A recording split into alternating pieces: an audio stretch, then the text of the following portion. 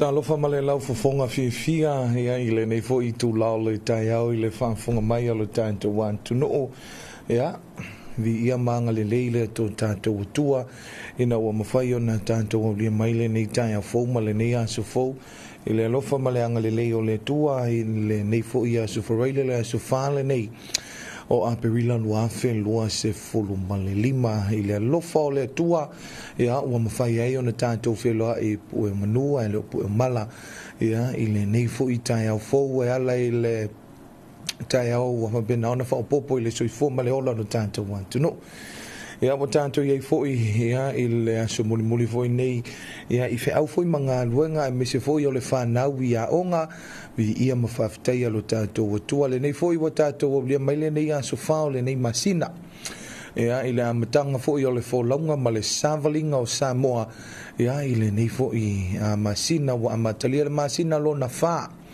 ia o a perila o le nei vaenga o le tai au I le alofa ma le anga le lei o le tua lewa mai au na tutole niu I le tua oi mai a voi ona momoli lapa o malo I lo tātou tapa au sili le langi e alai lo na alofa tu noa ia te I tātou wa ana le se noa lo na puipuinga malana tausinga ya te itatou se manu tatou te le filoai I luma no o le tu no o ile nei fo ita ya fo ya ono lo na ngale le ya la fo ile opu fola sala ngai na lana au ona ya me se fo yo le tanto te talo ile tu ai au ina mai le mana lo na nganga tai tolu ai na mai tanto ile u fale male u fafo ai me se fo yo le fa nga solonga o nga luenga ya male fa na wia onga pe ona lau ngai nai e lana au na ya mo I tantou le opu fola ya me se fo yo le talo sanga mo I tantou pe ona te ia le kalesia ne le kana ia le fi angole fifi ia inai le fifi le nei fo I vaenga o le tai au ya faaftai le tua o lo fa pena lava o na mawalunga le o masina I lo tantou wa tunu wa me se ai ya o le nei lava o tatou o lia mai le fai unga o le nei vaiaso ya e ui lava fo I sa tatou fea ngai poponga ya me se fo I o nisi o faafitauli le nei vaiaso ya peita iane ya o lo o manuia mamanuia le alofa ma le anga le lei o le tua mo I tantou ya faatalofa atu ai lo tatou wa tunuu ia a mata mai lava I maunga te tele se I pa ia maunga iti te itai o lo tatou wa tunuu ia o te itai o e kalesia ia a mese foi te itai o nuu mafio anga e mese a inga ia tupulanga tala vou ia mese le whana witi o le luma na ilia o lo tatou wa tunuu faatalofa atu le tatou por kalame o le Talofa Samoa ia ile nei fo I vaenga o le tai au ile whaafonga mai o le tatou wa tunuu ile si ufofonga o Samoa le lua api ia mai penisula I muli nuu nei e mese ai faatalofa ile mai moa whaafonga mai o le tatou wa tunuu e ala I le tatou Facebook page ile tatou Facebook live ile nei vaenga o le tai au e o le Radio 2AB and TV9 o fea lava le mea lo e mafuta ma e mai moa ma e whaafonga mai ai le tatou porkalame ile nei tu lao le tai au faatalofa atu e ala fo I le tatou YouTube channel ma le au nanga masani le tatou Zino app ia le nei ua mawhai ai o na tatou mafutai longa o pe au ngalungalu o le ea e ui lava I na tatou le mafuta I le tino I le vaai atu ma le vaai mai ia vi ia lava mawalunga le alofa o le tua o loo tatou whiloa I pe I talo sanga o loo susu e pere whamalama ia tatou ainga o loo au mauma papa au fo ia tunu mamau ia malofa mai fo I Samoa ia wa ve fo ia le nei fo I vai tau I le lei ma le tele va ve fo I o le teknolosi o mafai ai ona tatou whiloa I lungo telefoni ia ma masini ia computer ma vaenga fa pena e mese foi o tatou Facebook live le tele na fanga solo to ia tatou por kalame fanga solo o le nei foi a taiao e mese ai o por kalame masani la wala le o le si fonga o lo tunu le lua api mai penisula e mulinu nei ia o le tatou fa talo fa masani ya fa talo fa foi pa anga masani le tatou wala leo ile nei vaenga o le taiao I le whaafonga mai o lo tatou wa tunu ia fea lava le mea lo e mafuta mai ai ia faatalofa foi le motu I se sae tutuila ma manua I le nei taiao fou vi ia le tua wa via mai foi le nei asu tofi ia ina I le motu ia o lo manuia foi ia Samoa nei ia o lo so longa le lei foi ia le whaanga solonga fo I o tiuta mawhaiva ia I Samoa nei ia faatalofa atu taiao manuia ia pe masane fo I upu masane o taiao ia good morning ia ai o le taiao manuia lava le nei taiao I le alofa maleanga le lei o le tua faatalofa fo ia I toke lau talofa ni ma lo le soifua ia I le nei fo I taiao I le alofa maleanga le lei o le tua ia I la tau fo I o le nawa mai mo mai le tatou Facebook live faatalofa atu I le nei vaenga o le taiao faatalofa atu ai ia I le sunga ia vaai le naolo mafuta mai na I le motu tele I salafa I le fionga vaisala ia ma le latou fo I vaenga ma le tatou team ia I le vaenga fo I lea o le sisinga o le poloketi o le miliona po le vaenga o le komiti ngalue ia le sunga vaai ia mese fo I le sunga ia masoe o lo mafuta mai ia malo le onu sai malo le tawatai tai au manuia fo ile tua I tute fo I mawhaiva ia amata o le nei aso ia ile motu tele fatalo fo I pa anga uma le tatou wala leo ia le sunga fo ia mailolonga ia o lua o sua o ngasu ia mo ila to umo lo mafu mai le mo tu tele sala fai ia fa talofa fa pito fo il tamai mau malo ia ile nei fo i vai ngole tai au ile fa fonga mai ia tai au manuia vi ia le tu o tato ia mai le nei aso fo ia me se fo yo le nei tai au fo ile lo fa maleanga le le yo le tua au fanga solonga ia le tato por kala me masani o le Talofa Samoa ia itai au o vai aso te itasi ia mai alo fa fonga tanto watu no i le tatu talo le tau mai le official va ai tau le atu no ta le fitu fa fonga ia tatu talo fo i lono lua i fa salawina ia pe ona sa uniam tape nei na vai ngo telefon mai vai fanoa ia lang no in la company supermarket a mau sale o fi afor fitu por kala me masani la vai o le fa fianga musica su fe filoio le eterinas top 10 ta le valu to fa fonga ia tatu tala fo mai a tala fo ia tatu fa so ma sani voiria o le taeao mo wasi na ata ia o le lau fonga malie ia lau fonga malu ia wa pe o le mauta wa vele tele na vala au mai mau malo i taeao uma tatu ia mo wale ata ia o le fuala au na o le asu fe lava singa ia ma luta ia le tai ia mo wale ata i le tai au ia pe le fuala au sili le ia le ngata i le tino ia o le nganga fo ia mal ma fo fau vai ona fa fi na wa fo i fa fita au li o le po na po ia mal vai aso ia mal aso fo ia na nafi ia o fe lava mesa fenga i fo i ma fa fita au li ia le ia mo walo le ata e pe se vai nga fo i le ave ese fo ile tulanga fo ile le o le loto tinga ma tulanga fa pena ia evi ia mama walunga ia le alofa maleanga le leo le tua ia a fa le valu ia fa tato por kalame masani o le fa manianga wa so fu ma so fa nau ia me se fo wa so fa pitoa ia ta le iva ta walunga le tanto por kalame o le Talofa Samoa ia fa funga ia tato talofo ile ngana fa Britania mai le tio fa va malo ani sila ia o pe o fanga solonga le na o tato por kalame ia ile nei fo i vaenga o le tai au mai alfa fianga le nei fa funga la ia i talo le tau mai le official va i tau ia fu ia fi au manga luenga o le nei fo i aso for reile la to ia ile nei fo i tai au ma le nei aso fo fa fianga mai le fo pe rosa ma le Samoa lo wa tu no pele le loto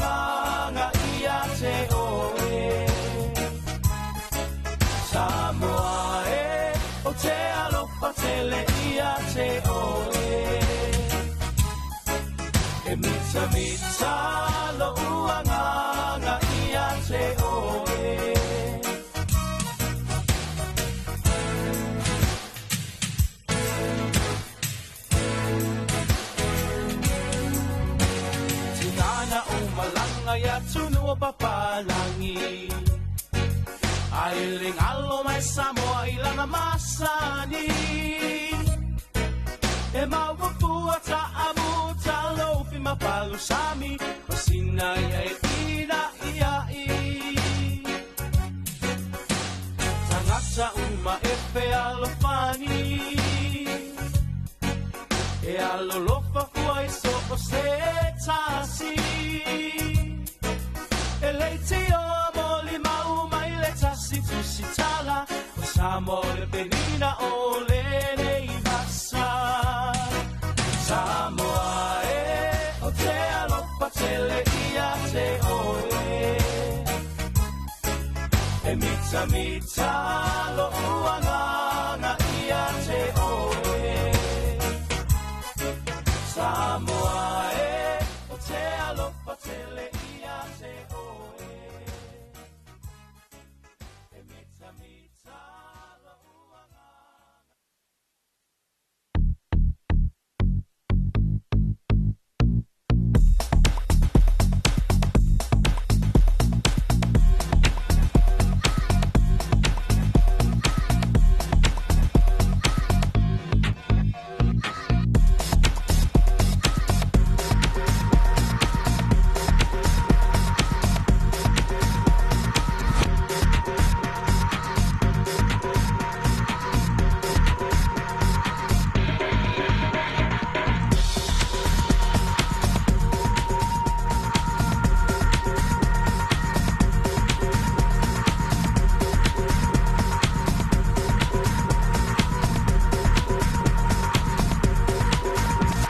Si mai whawhonganga le tātou wa tunu I talo le tau mai le ofisa o le vai tau o le atunu.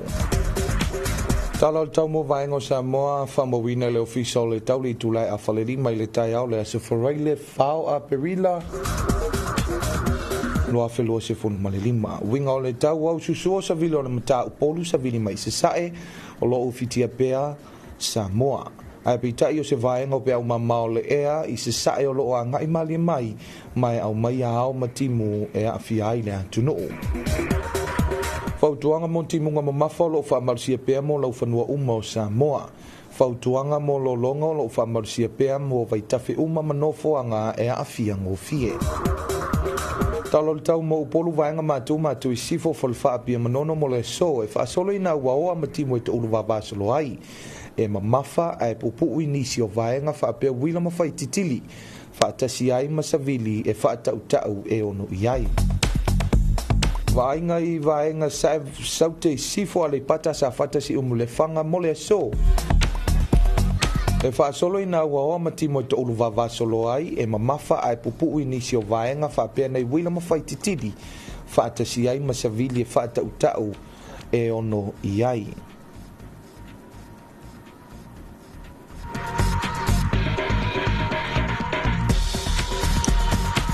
Tala tau mo sa vai vaenga sa matu sa le longa sa le aula mole so e fa solo ina o matimo to ulu vavasolo ai e mamafa ai pupu inisi o vaenga fa pe wila mafai titili fa tasi ai masavili fa tau e ono iai matu sifo a va a saufa le alupo mole so e fa solo ina o matimo to ulu vavasolo ai e mamafa ai pupu inisi o vaenga fa pe wila mafai titili fa tasi ai masavili fa tau e ono iai vainga I saute palauri lata ne yafu mole so e fa solo ina wa matimo to ulu vavasolo ai e mamafa ai pupu inisi o vaenga fa pe wila mafai titili fa tasi ai masavili e fa tau e ono iai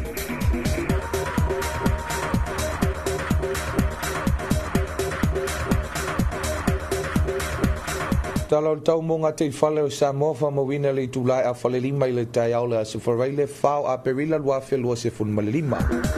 Se I au liara vai luanga o le pole asefareile. Winga o le tau au susua sa vila le mata upolu, sa vili mai se sae o loo a fiai o ngā sami o Samoa. Wa ainga ngā te whale I mātū mo le asoe angi le mata upolu sa vili mai se sae se fulu I le lua se fulu kilomita I le tula. O ngalu e tasi I le lua mita le mawalulunga. Vainga te fale I saute mole so e angi le mata upolu se vile mai se sae se fulu le lua se fulu kilomita le tula o ngalu e tasi le lua mita le mawalulunga. Talo tai o le te milenei ia ua pe ele tai ia le fofuanga sua tutu le tai I le awauli o le so I le to e lua se fulu male iva minute le tula e tasi o le awauli. Ona toi pe ele o le tai le afatono le tu lai fitu I le po ana nei ia o le asufareile ia po le so a sufareile fao a perila lua fe lua se fun malirima.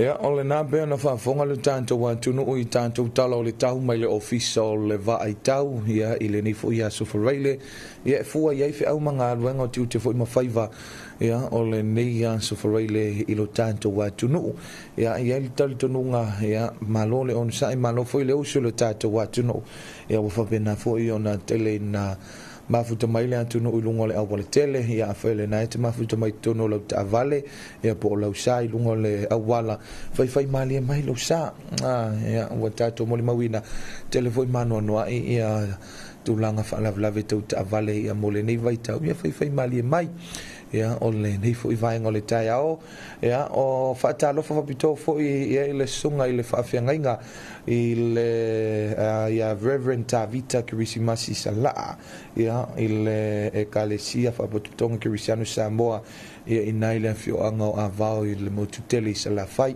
se tasi fo I o paanga ia o lo whaafonga mai I le tato por kalame masani o tai ao asu taitasi o le Talofa Samoa whaatalofa tuai lau sunga I le whaafiangainga mese le whale tua ma le tuainga ia in le nifo I vaenga o le tai ao ia tai ao manuia ia I lau sunga foi ia malo le on sai malo foi le talo ia awan lava le manuia o seu tato wa tuno ia I le nei foi vai tau ma le nei vai tai mia fatalo fatu ia pe afa le nafa to ama mai tato por kalame masani o le nei foi vaenga o le tai ao e ala I le tato Talofa Samoa fatalofa fapito foi ia I le malo le tuno o lo mafuta mai lunga le tato Facebook live fatalofa tu ia I show ia Bernard Fonti ia o lo mafuta mai ia o lo fape mai morning uso manuia tiu tele ni yaso ia manuia foi le tu le fianga ia tu le uso ia o tiu te foi mafaiva o le nei foi ia so foreile ia tu le uso ia Bernard Fonti ia e mesi foi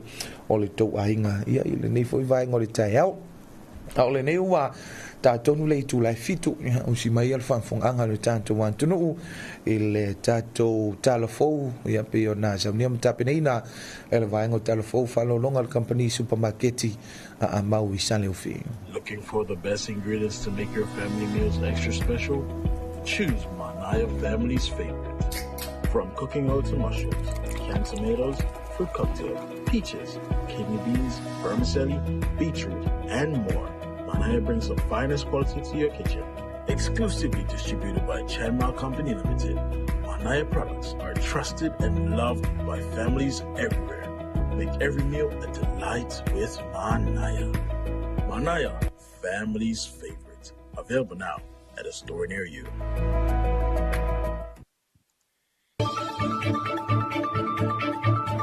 Whaapaponga I Talofa le tuaiti I lunga o anala leo 5 wha o amo, wha mo tasi o fitu tesi male wha, iwa tasi tesi male tasi, male wha mo iwa lua tesi male tasi.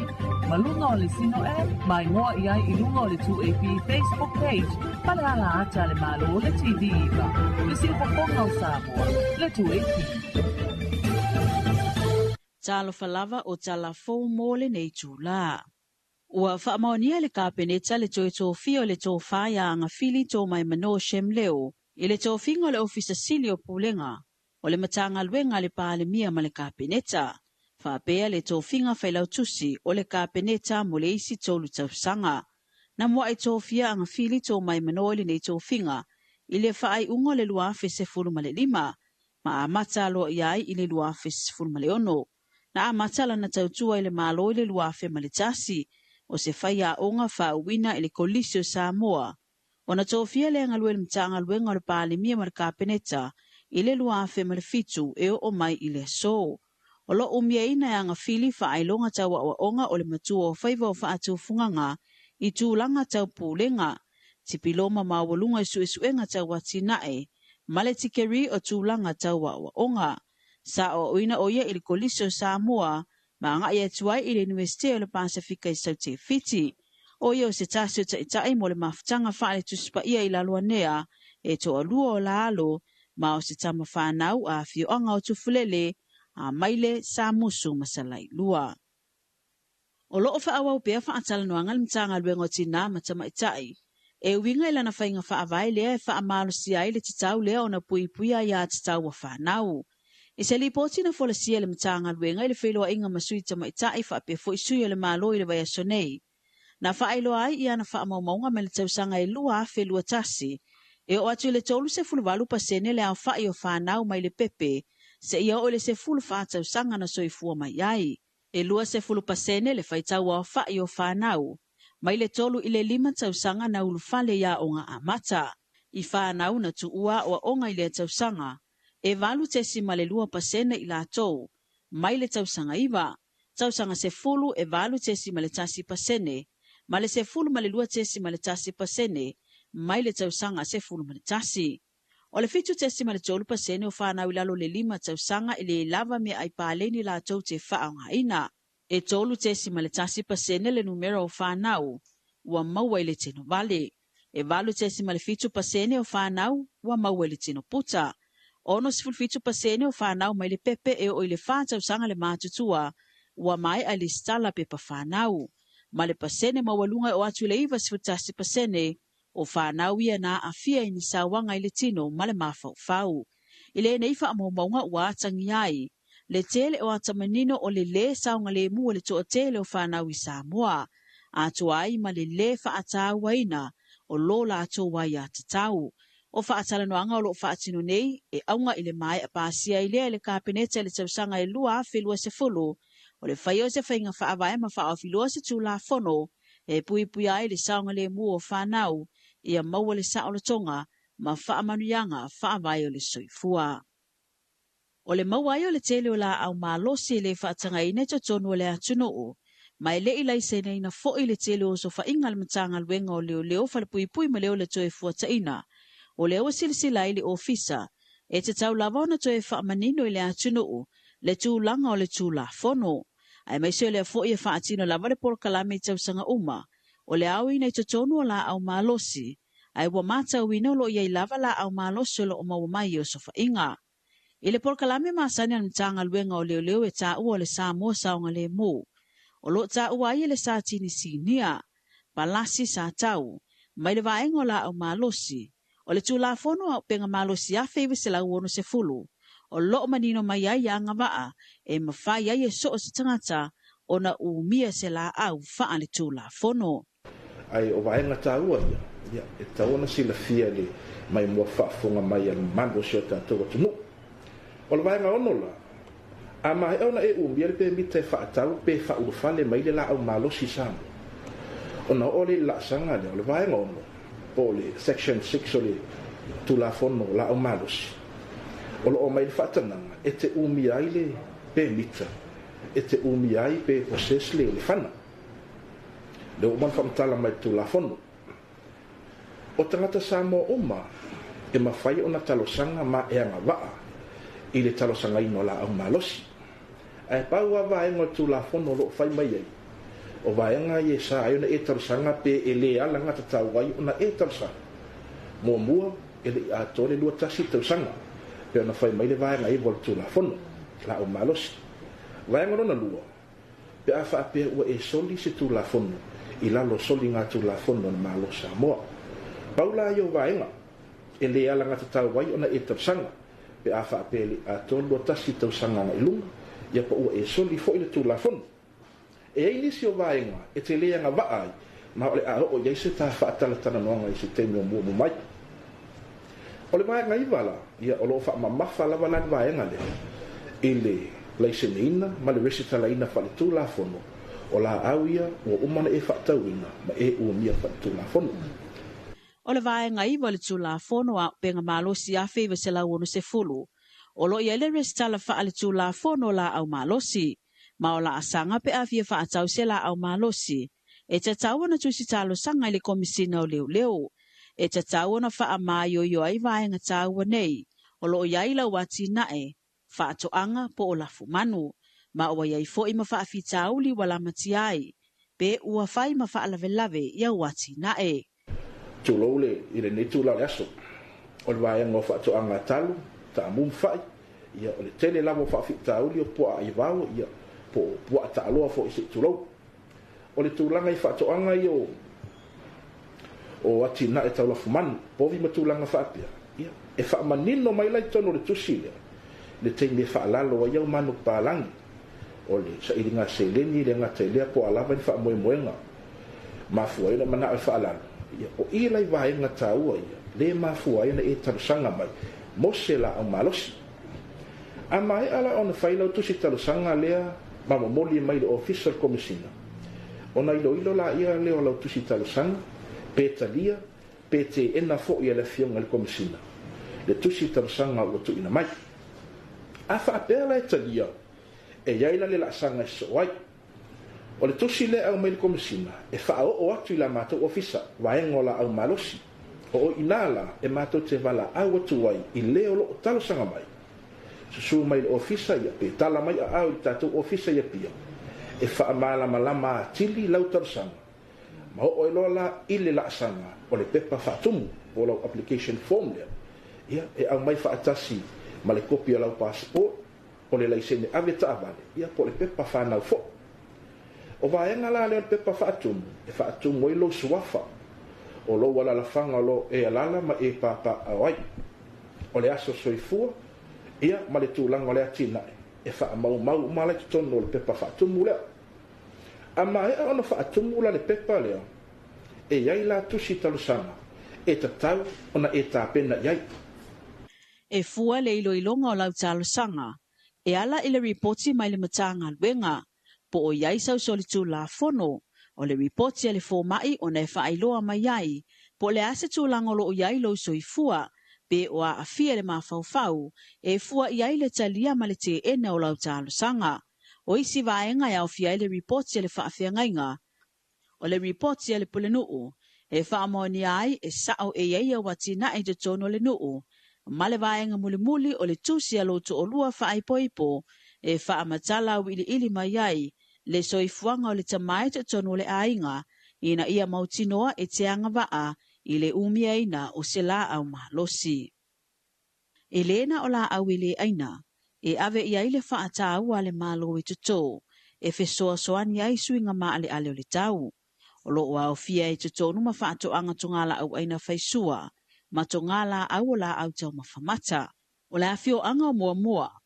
Ua a matona matau wina o na tupulanga, e maa ale tele a afianga, pe a whai ele aiso la tau sao e whaatino le tau mawhainga le malo o lo o iai nei, ele whaai titi o swinga matu ya o le tau.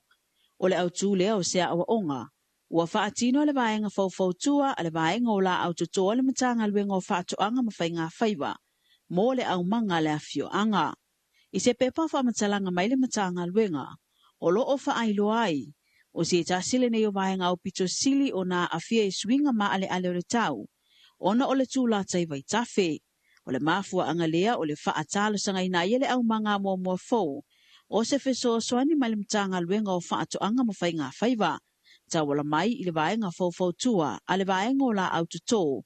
Ina ia whaatino ina sea awa onga tau whaatoanga. A me se lava i lea awa o ina o to mai ma le sila fia i awala ese. E tuto ai fuala au aina whaisua. E lua vaenga sa whaatino ina o le awa onga. Mua e au fia se fula sanga sa whaailo ai vaenga taua. Mo le amataina ma le tau seina o se tongala au aina. Ina ia mawhai o na whaawa waipea ilo na tūlanga le lei. Lua o le whaatino leo whaata ita inga. I awala ese mo le whaamiliina o la au. Ae mai se le awale mawhai o na tasii ma toto ai I lunga o vaenga o le palapala ua saunia le lei. Sa whaafetaia le sui o le nuu whaapia le tai au manga le neia o onga, o na o se taimi mua lea wa whaatino ai ilo lato wa lalafanga, le afio anga o mua fou. E tala mai le Pasifika, mai totono I Kiripati ua pasia le atuno I Kiripati, le tūla fono fou e pui ai wha maunga ma wha matalanga tau I le mahalo pisinisi makamupani, a onga a toa ai matinga talau tele.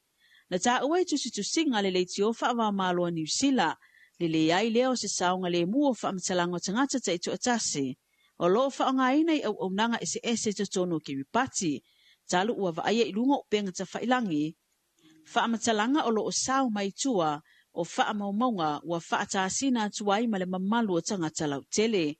O le whai o le neitu la fono e manatu le minisita so ta inga ma wha maunga, o le a malu pui ai wha matalanga uma, I le atuno o ai mai se o le malo.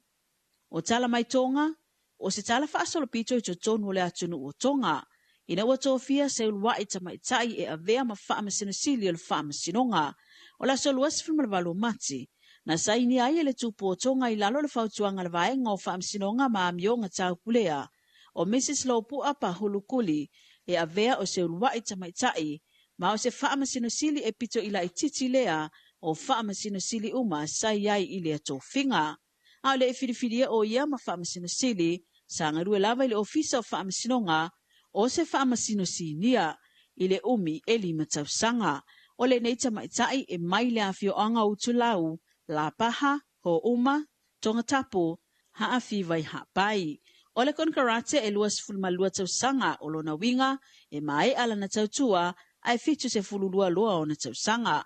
O le tamaitai wha masinasili fau le malo tonga, o le asui ai le sa avea ma wha masino, ya Mr. Sione fo lau lokotui, ua mai ala na tautua, ina ua retire I la solua se fulmalfitu o mati, talo mai le se 5 tausanga, o avea ma wha masinasili o le malo tonga.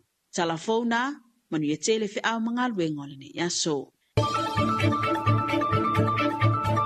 Whaafafonga I Talofa le 2AP I lunga o anala leo 5 wha o amo, wha mo tasi o fitu tesi malifa, iwa tasi tesi malitasi, malifa mo iwa lua tesi malitasi, malunga o le sino e, mai ngoa iai I lunga o le 2AP Facebook page, palahala ata le malo le TV iwa, le silfafonga o Samoa, le 2AP. Looking for the best ingredients to make your family meals extra special? Choose Manaya Family's Favorite. From cooking oil to mushrooms, canned tomatoes, fruit cocktail, peaches, kidney beans, vermicelli, beetroot, and more. Manaya brings the finest quality to your kitchen. Exclusively distributed by Chanma Company Limited, Manaya products are trusted and loved by families everywhere. Make every meal a delight with Manaya. Manaya, Family's Favorite. Available now at a store near you.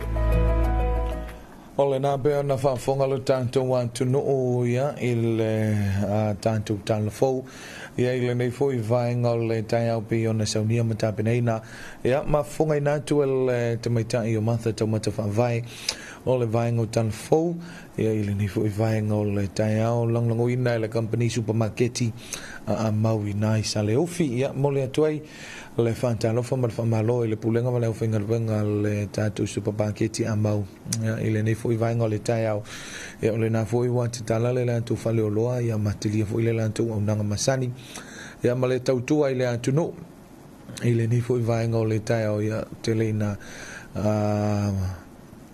vivela vai nga ve le tu o le bakery pe o pai vai nga foi fa pena ya wale fonga tau mafo le ni tai au ya asia ai ya me se foi wa sa ma lo le tai au ya me se foi o le na o nai fa nau mo le malu tai au nai fa nau ya matulanga fa pena ya me se foi o le lunch ya o le nei foi ya so for really ya mo nei fa nau ile ya I foi ile so muli ya o le nei vai ya so ya onga mele Talofa tuai ile pulenga mele fa ngalbenga le tanto supermarketi a mawina sa le ofi Talofa foi ia il vaenga le Escomotos ia ma le la tu foi au finga luenga ia malole on sai malole tau ta il Apia Insurance ia il pulenga foi mala finga luenga pe ni sineo o company ma fala putonga ia me se foi o le matanga luenga le malo ia le tele na nga i me foi ia fatal noa ia te tala foi au afo la tu o nanga ia mala tu foi tiu te mga luenga o lo fa benauna tu inatu ile mamalo si o tanto wa tuno ia ole tai ole nei e winga ese foi initial mamalo le tuno ai me se foi initial fana wa onga ia me se foi ole tanto university au Samoa na ia ole sole fa te tai ile la to fa unga tele ia po le annual National University of Samoa annual graduation na ia le foi to tele le mamalo le tuno wa me se foi ia na ia lo fa na ole na ua i umale manuia ia po tau lunga ina ia le tau tinga sa fa pena ona fita i tunga ia mapuna wai ia ile fio tau sanga ia me se foi ia ole telefo yo masina ma asu sa fa pena ona fianga ia foi ma onga ia me se foi le mamalo le tunu ulea e fainga luenga ia ma toe ave ia pepa ia po vainga foi io toe fa la tele ile to mai ia le nei voi umale manuia ma lo lava ma lo le onu sai ma lo le taliti nga foi ia ile tulanga foi ia sai foi ia ma tau ma fo fonga ia e foi se tasi ole tanto ofisa nei ia fa manuia tuailo fa unga ia ile tumaita ia Patricia ia ile nei foi vaenga ole taiao ia ta pena foi ia ile fa unga ia mai mese ai ia ole mamalu le tunu ia malu foi mafa na wo va pena ona fa uina ile so ia fa ilonga tikeri ma fa ilonga tipiloma ia ole o masters ma tulang fa pena postgraduate ia fa ilonga titelena ia malo ale onu sai malo fo ile le fa longo tinga i tulang fa pena ia fa malo fo ile mai tai Patricia ia ole tanto vaenga ole market ole tanto wala leo ia pe ona fa tape nai fo ile na fa unga ile so fa manuia fo ile tu ai le tato university ia ile na fo fa mo ta hua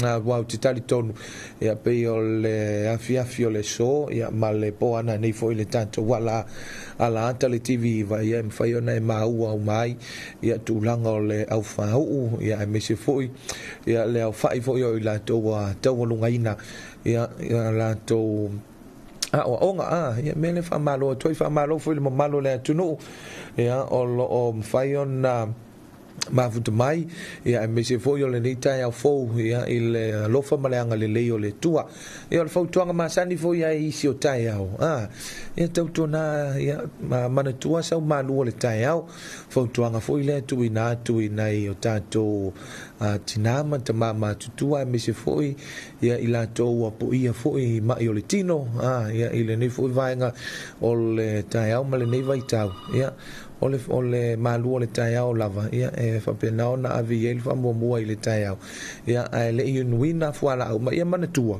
ia manatua ia taimi mai tulai noi fuala au ma fa pena ia ele le fo ia le tali le o sisua ma se malu ole taiao ia ile nei fo vai ngole taiao ia ile le nei fo taimi ia fa malo ile atunu fa malo fo ia ile malo le atunu olom fa na mafuta mai lungo le tanto Facebook live ia tanto Facebook page ia e ala ile tanto por kalame masani o le Talofa Samoa fa Talofa tu fo ile fionga ia misa viki le pou ia o le tanto taitai fo o le tanto wala leonei ia o le na fo i wala mai fanunga le ia matalia fo ia na tiu te mafaiva ia ai mese fo ia pe ia o le na fo i wausu mai ia awa fo i nga luenga masani fa Talofa tu la fionga ia sa fo i se taimi tato felo ia ile ne yaso Talofa fo i le sunga ia malai o le talu penaia ia lo fa pe mai ia Talofa uso ia taiao manuia le porklame ia fa Talofa tu foi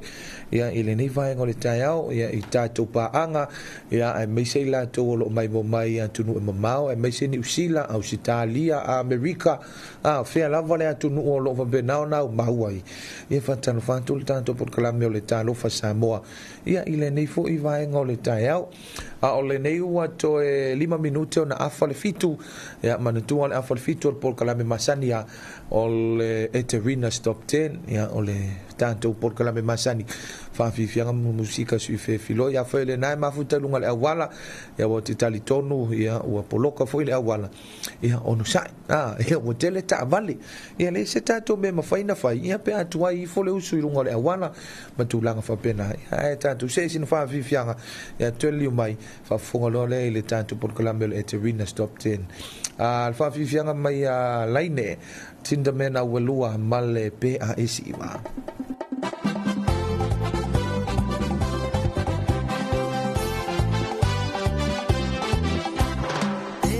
Siva mai fa Samoa o oila va ole tau sala se mai ala ia maata pungai wala si au tanga tinga le tele o siva mai fa fo se senga o faina I winga peitai se la lo mai te ine Samoa ko kawa o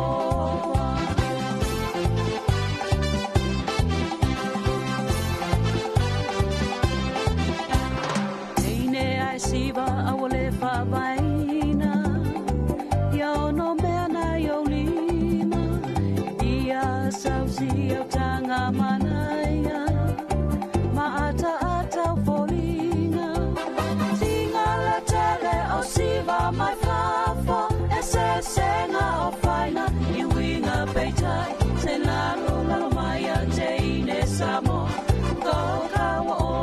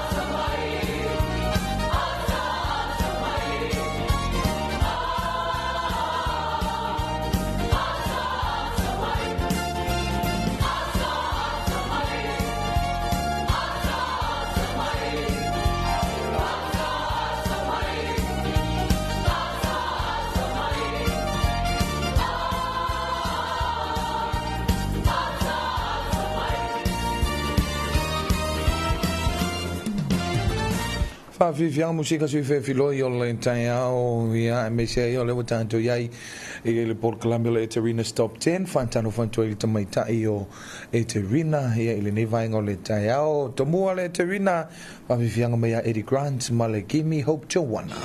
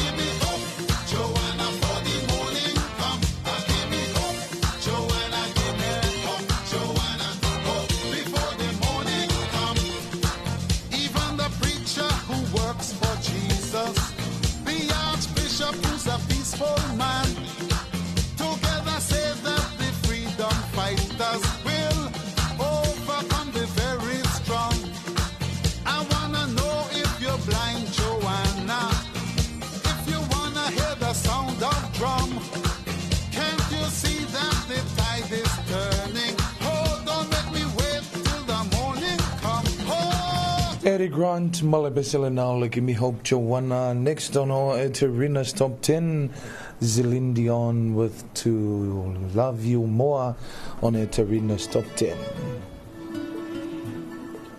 This song was released on the 21st of October 1995.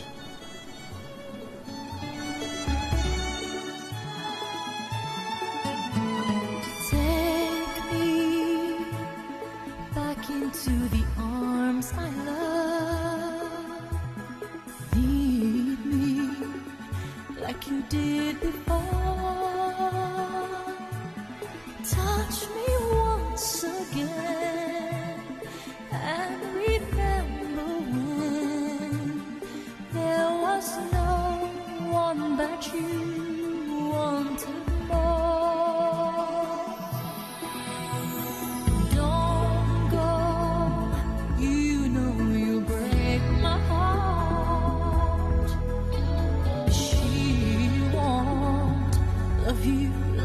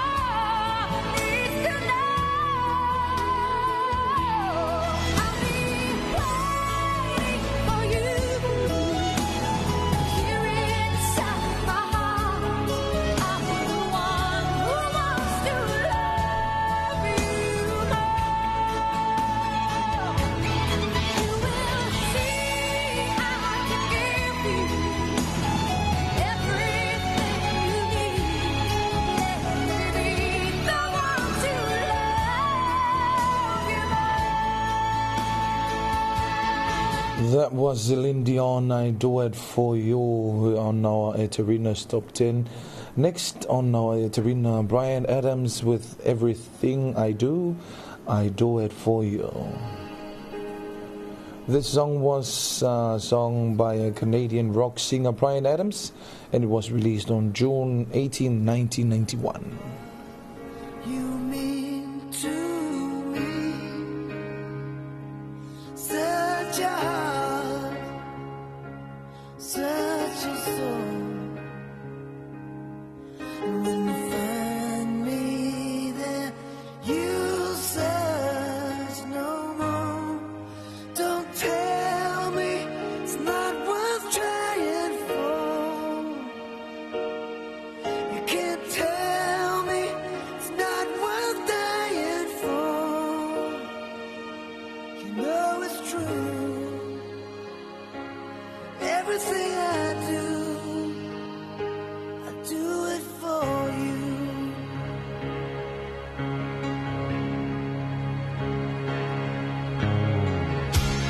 Look into your heart, you will find there's nothing there to hide. Take me as I am, take my life. I will give it all, I would sacrifice. Don't tell me it's not worth fighting for. I can't help it, there's nothing I won't more. You know it's true. Everything I do it for you.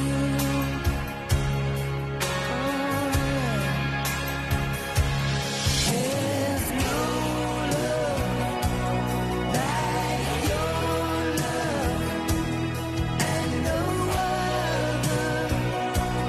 could give more love.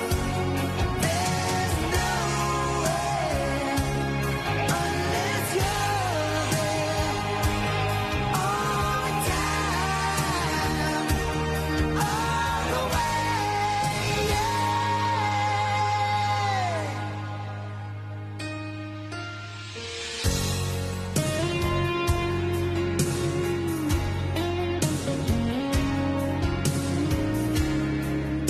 To your heart, baby.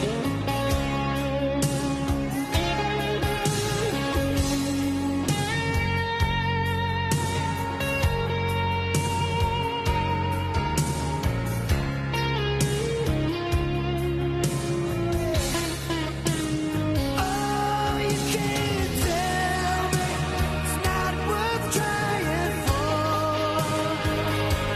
I can't help it, there's nothing I want more. Yeah, I would fight for you, I lie for you, walk the while for you. Yeah, I'd die for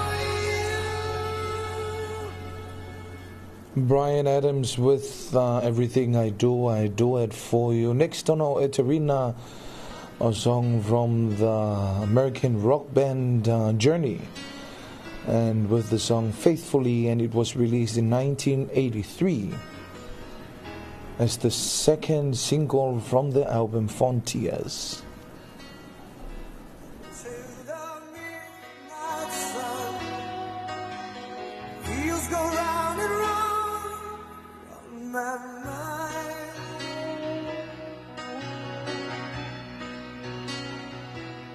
Restless hearts sleep alone tonight, sending all my love along the wire. They say that the road ain't no place to start a family. Right down the line, it's been you and me. And love and the music, man, ain't always what it's supposed to be.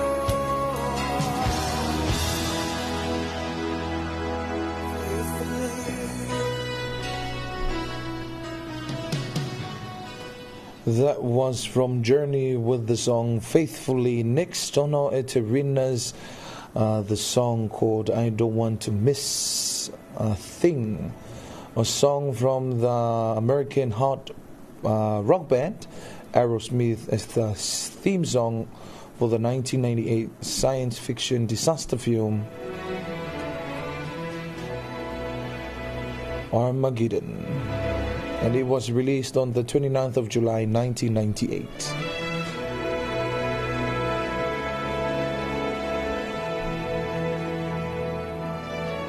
I could stay awake just to hear you breathing, watch you smile while you are sleeping, while you're far away and dreaming.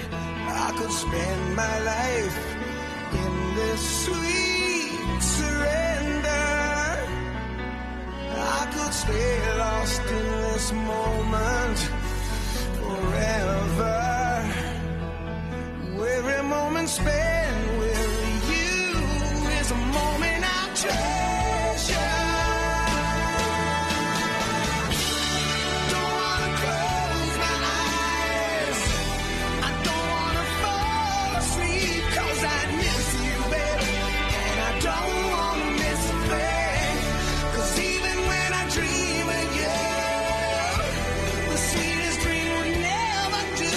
I'd still miss you, baby, and I don't wanna miss a thing.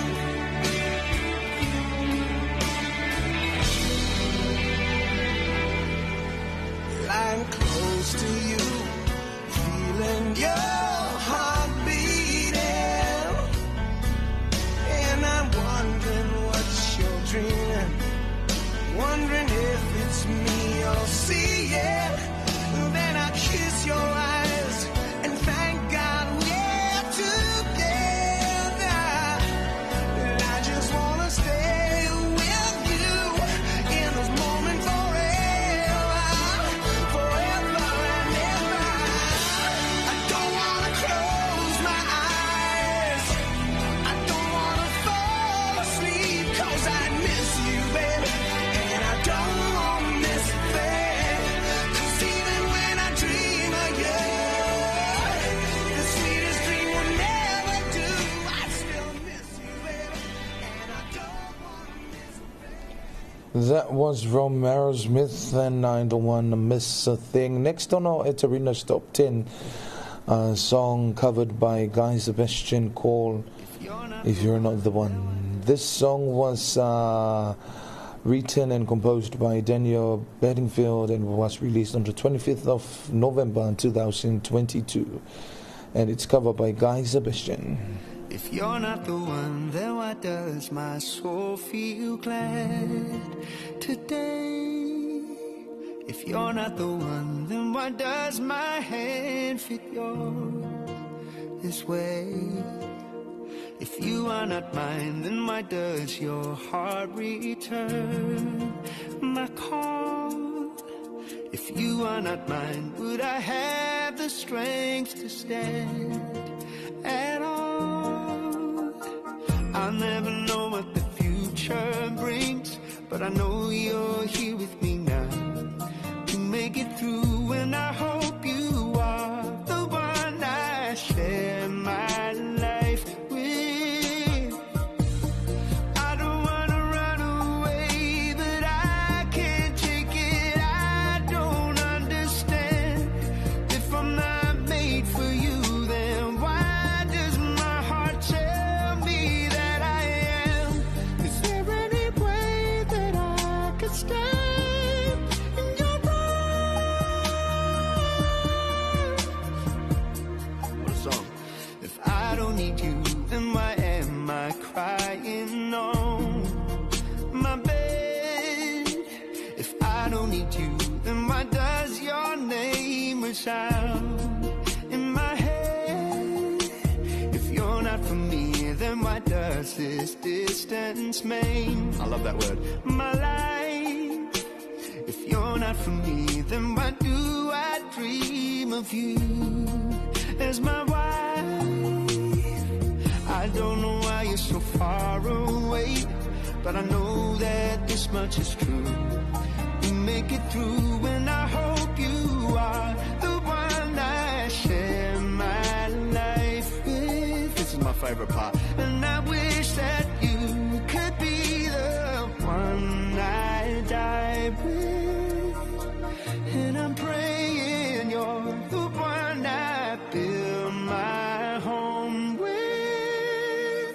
I hope I love you all my life.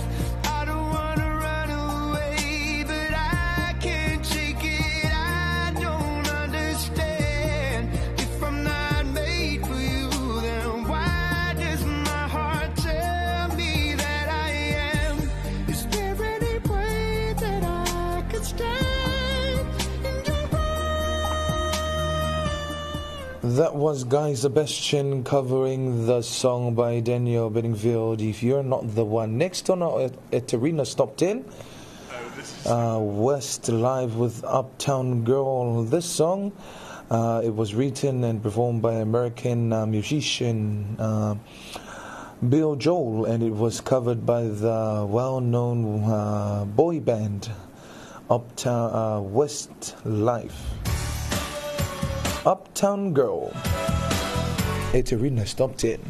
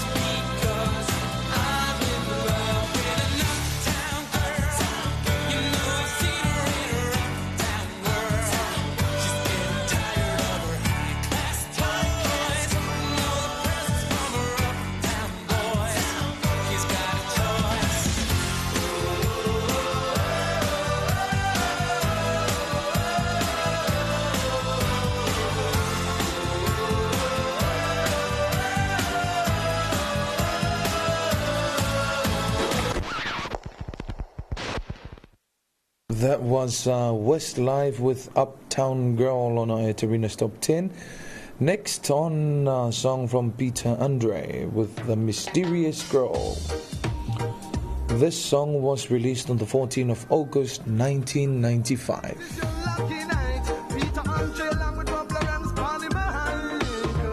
I stop and stare at you walking on the shore.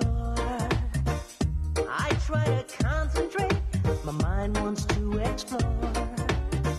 The tropical scent of you takes me up above.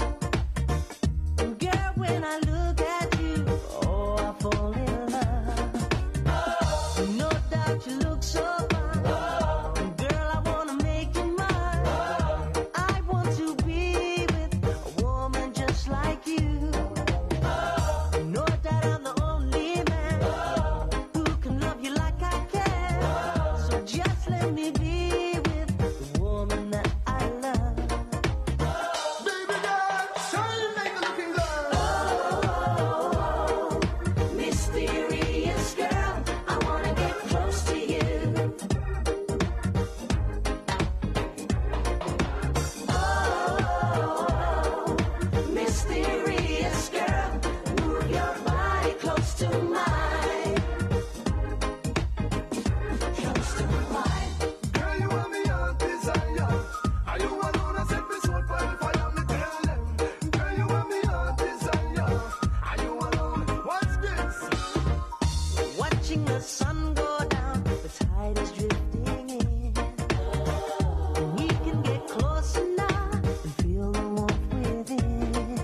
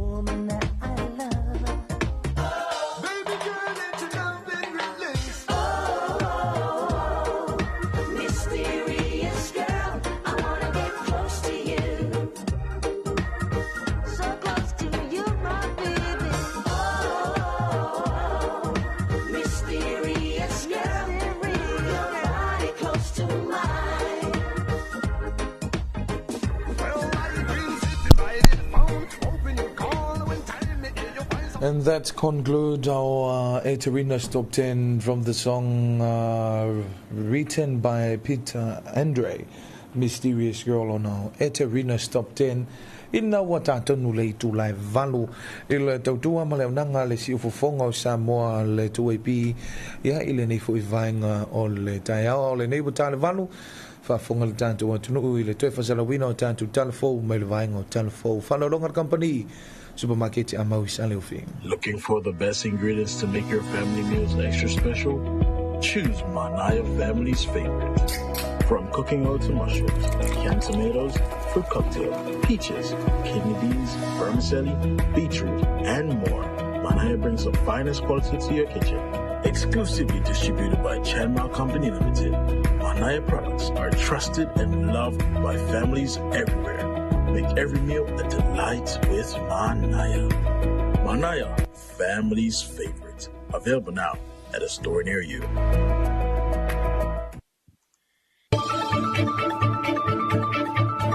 Whaafafonga I Talofa le tuepi I lunga o anala leo 5 wha o amo, wha mo tasi o fitu tesi male wha, iwa tasi tesi male tasi, male wha mo iwa lua tesi male tasi. Malunga o le sino mai ngoa ia I lunga o le tuepi Facebook page, male ala ata le malo le TV iwa, le si whafonga o Samoa, le tuepi. Talofa lava o Talofa mole nei tula.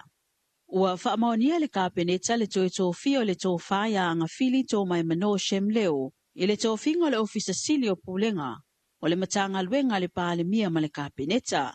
Whapea le tōwhinga whailau tusi o le kāpeneta mo le isi tōlu tausanga. Na mua I tōwhia anga fili tō mai mano le nei tōwhinga, I le whaai unga le luafe se fulu ma le 5, ma a mata aloa iai I le luafe se fulu ma le 1. Na a mata lana tautua I le malo I le luafe ma le tasi, o se whaia onga whauwina I le Kolisio Samoa. O na tōwhia le angalue le mtanga luenga o le pālemia ma le kāpeneta, I le luafe ma le fitu e o mai I le so. O lo umia ina e anga fili whaailonga taua o onga o le matua o whaiva o whaatu funganga, I tūlanga tau Pulenga, tipiloma mawalunga I suesuenga taua tinae, ma le tikeri o tūlanga taua o onga. Sa o oina o ia I le Kolisio Samoa, ma nga ia tuai I le University o le Pasifika I Saute Fiti. O ia o se tasi o taitai mo le mafutanga whaale tuspa ia I laluanea e toa lua o la alo, ma o se tama whanau a whioanga o tufulele a maile sa musu masalai lua. O loo whaawa o pia whaatala noanga le mtanga luenga o tina matama itai. E winga ilana whainga whaavai lea e whaamalo si ai le titau lea o na pui puia ia titau wa whanau. I se li poti na fola sia le mtanga luenga I le wheloa inga masui tama itai whaapea fo isui o le malo I le vaya sonei. Na whaailoa ai ia na whaamaumaunga me le tausanga e lua a whelua tasi. E o atu le tolu se fulu pa sene le au whai o whanau mai le pepe, se ia o le se fulu whaatausanga na soifua mai ai. E lua se fulu pa sene le whaitau au whai o whanau, mai le tolu I le 5 tausanga na ulufale ia onga a mata. I whanau na tuua o onga I le tausanga. E valu tesi ma le lua pa sene I la tou, mai le tausanga iwa, tausanga se fulu e valu tesi ma le tasi pa sene, ma le se fulu ma le lua tesi ma le tasi pa sene, mai le tausanga se fulu ma le tasi. O le fitu tesi ma le tolu pa sene o whanau I lalo le 5 tausanga I le lava mea ai pāleni la tou te whaanga ina. E tolu tesi ma le tasi pa sene le numero o whanau, ua maua I le tino vale. E valu tesi ma le fitu pa sene o whanau, ua maua I le tino puta. Ono sifulu fitu pa sene o whanau mai le pepe e o I le whātausanga le mātutua, ua mai ai le stala pe pa whanau. Ma le pasene mawalunga o atu le iwa sifutasi pasene, o whanau ia na a fia I ni sawanga I le tino ma le mawhau. I le neifa a maumaunga ua atangi ai, le tele o atamanino o le saunga le mua le toa tele o whanau I Samoa, atu ai ma le whaatau waina o lola ato wai atatau.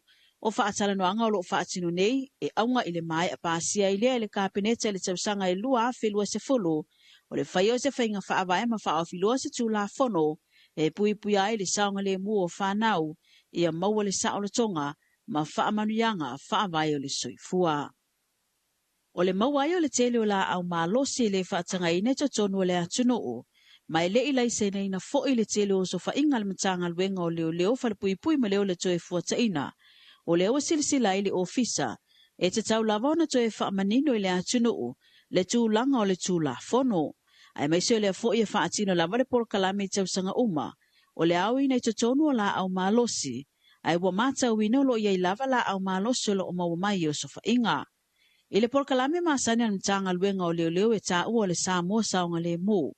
O lo ta ua ia le sa tini sinia, palasi sa tau, mai le vaenga o la au malosi, o le tūlafono au penga malosi a feiva se la uono se fulu, o lo manino mai ai anga waa, e mawhai ai e so o se tangata, o na umia se la au faa le tūlafono. Ai o vaenga ta ua ia, e taona sila fia le mai mua whaafonga mai al mando se o tātou atunu.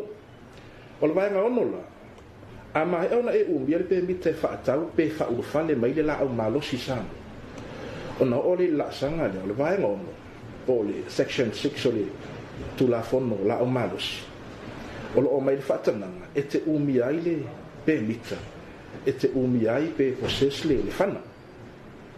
Le o man whamtala mai tūlafono. O tangata Samoa uma, e mawhai o na talosanga ma e anga waa, i le talosanga ino la au malosi. Ai pau a vaenga o tūlafono lo whai mai ai. O vaenga i e sa ai na e talosanga pe e le ala ngata tau wai o na e talosanga. Mua mua, e le a tole lua tasi talosanga, pe o na whai mai le vaenga i wala tūlafono, la au malosi. Vaenga rona lua, pe a wha pe ua e soli se tūlafono, i lalo soli ngā tūlafono na malo Samoa. Paula i o vaenga, e le ala ngata tau wai o na e talosanga, pe a wha pe le a tole lua tasi talosanga na ilunga, ia pa ua e soli fo i le tūlafono. E ai nisi o vaenga, e te lea nga vaai, ma ole a o iaise ta whaatala tana noanga i se teimi o mua mai. O le vaenga i wala, ia o lo wha mamafa lava lan vaenga le, i le laiseneina, ma le resitalaina wha le tūlafono, o la au ia, o umana e whaatauina, ma e uamia wha le tūlafono. O le vaenga i wale tūlafono a penga malosi a feiva se la uono se fulu, o lo ia le resitala wha le tūlafono la au malosi, ma o la asanga pe a fia whaatau se la au malosi, e te tau na tusi talo sanga i le komisina o leo leo, e te tau na wha mai o ai vaenga tau nei, o lo ia ila wati nae, whaatoanga po o la fumanu, ma o iai fo ima wha afi tauli wala mati ai, pe ua whai ma wha alave lave ia wati nae. Tūlou le, i le ne tūlau le aso, o le vaenga o whaatoanga talu, ta mum whai, ia o le tele lavo wha afi tauli o pua i vau, ia po ata aloa fo isi tūlou. O le tūlanga i whaatoanga i o ati na e tau la fumanu, povi ma tūlanga whaapia. E whaamanino mai lai tono le tusi lea. Le teimi e whaalalo a iau manu pālangi. O le sa iri ngā seleni le ngā teilea po alava ni whaamoemoenga.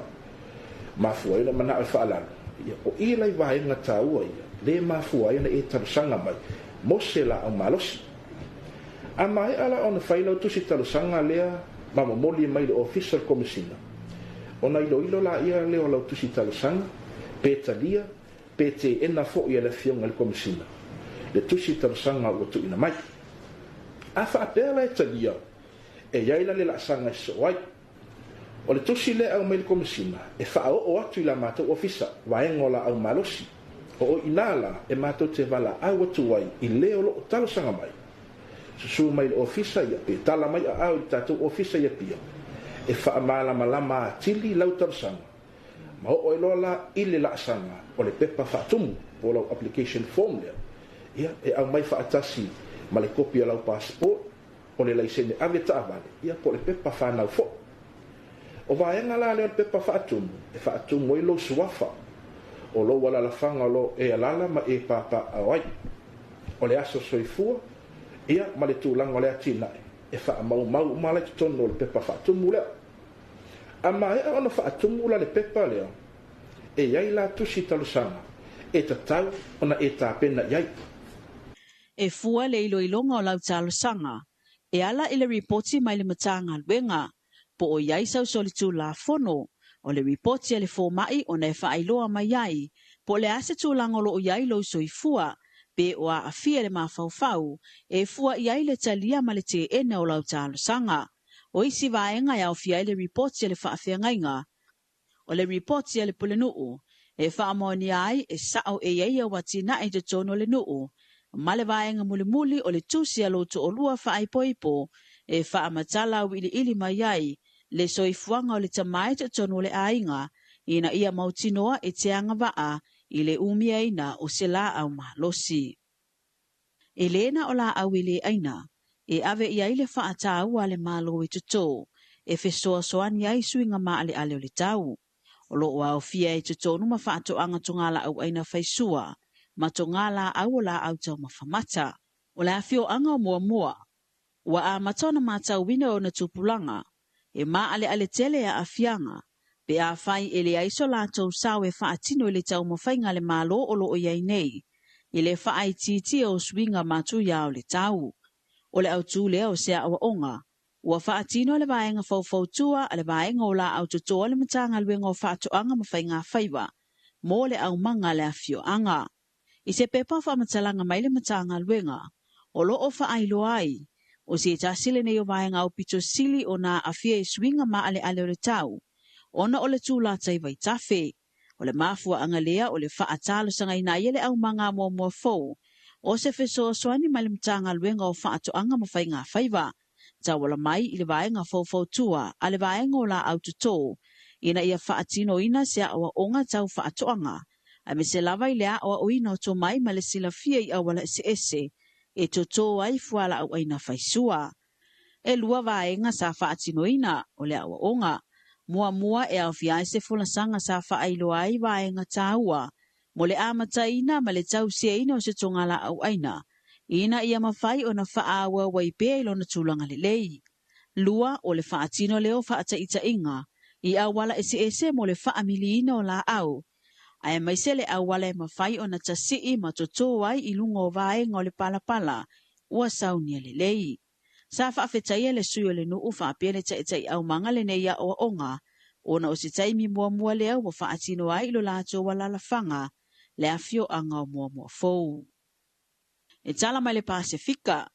Mai totono e Kiribati ua pasia le atuno e Kiribati, le tūla fono fou e pui ai whaamaunga ma whaamatalanga tau i le mahalo pisinisi makamupani a onga a tō ai matinga talau tele. Na tā ua i tusinga le leiti o whaama malo a New Zealand, le ai leo se saunga le mua o whaamatalanga o tangata ta i to atasi, o lo whaonga ina i au nanga ese totono e Kiribati, talu ua vaaya i lunga o penga ta whailangi, whaamatalanga o lo o sao mai tua o whaamaumaunga ua whaatasina tuai ma le mamalu o tangata lau tele.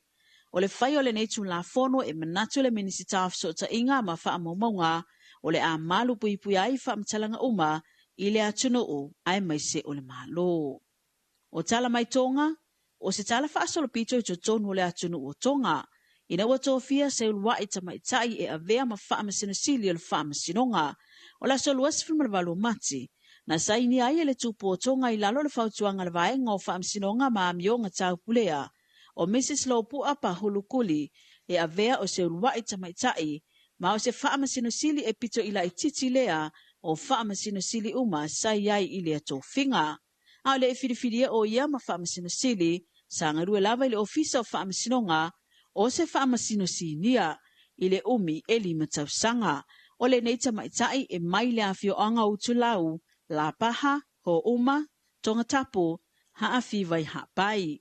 O le konkarate e 2 tausanga o lona winga e mai ala na tautua ai fitu se 2 o na tausanga.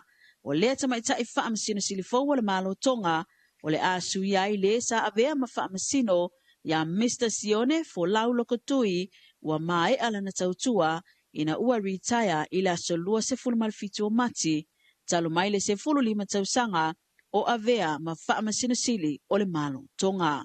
Talafona, manu e tele fe au mga luenga o le ne yaso. Whaafafonga i Talofa le 2AP i lunga o anala leo 5 wha o amo, wha mo tasi o fitu tesi malifa, iwa tasi tesi malitasi, malifa mo iwa lua tesi malitasi, malunga o le sino e, mai moa ia i lunga o le 2AP Facebook page, pale ala ata le malo o le TV iwa, le si whafonga o Samoa, le 2AP.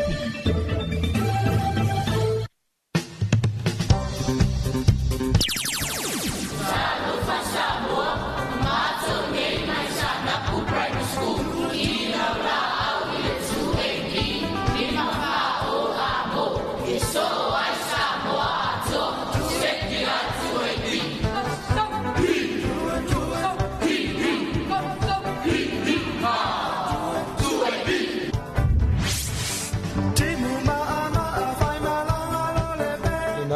whaafonga lo tātou wātunu o ia tātou talafo o le nei fo I vaenga o le tai au I le whaafonga mai I le ona toi whansalawina pe ana saunia matapena ina e matha tau mata whaavai o le vaenga o talafo langlango ina le company supermarket ia a Maui sa le ufi ia o le nei fo I wā ma fantasi atu ia ma le sunga fo ia Mausisi le utumose I le nei vaenga o le tai au ia malo le usu malo fo I le ona sai ia I lau fitelenga fo I Maui le nei vaenga o le tai au ia malo fo I Talofa atu Dwayne malo le fonga I le nei tai au malo fo I le tautua whaawau le tātou atunu o tai au taitasi Talofa atu fo I le whaafonga mai moa mai o le tātou atunu o le nei taimi o le tai au ia manatu o le nā o lo o manuia ia le maleifua mai whanunga le lei o le mamalu o Samoa ia mawhaasanga atu I ngā luenga matiute whanau fo I wanga I atu ia onga I le nei tai au o whalonglongo atu li tuwain le I tātou talafo le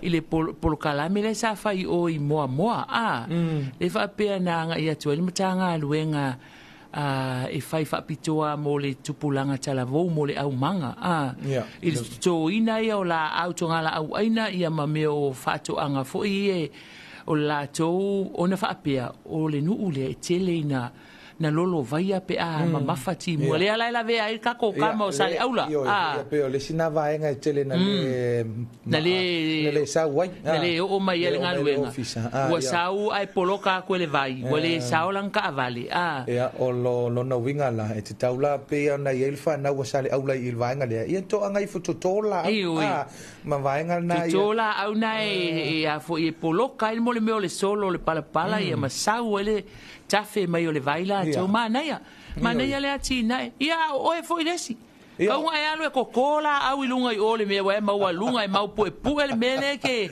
iaili I tuein ia e mo ia na vaenga matu tele pole tele au le hale kai mi a koko I ngala au ngaonga e maa ngava kua e ka ngululoa ia matu e to ai le moli e usu a wha vea o vea ngale te meo le wha e ja wai loa le si ko inga umako ie on e se ia konami a so le wha apea e se a konami e sa wai loa le kulanga le ka kou ki iai ringi kaimi a sa wai loa le pese a le kenge ngā wha akau o loa ngā le whailonga whale o loa la kulo le pese le abawa so lai le o kele tu AP fale o a inga wanga pinga le paunga le kio e fale ngolongo o le pese le abawa ngale I believe I have a dream le kaliva pe I believe in angel le talina le pese ale o kele la o lo makua nga kumo kwa fa aka u me ko lo makua lu ku lunga o lo fa mai I between the ninja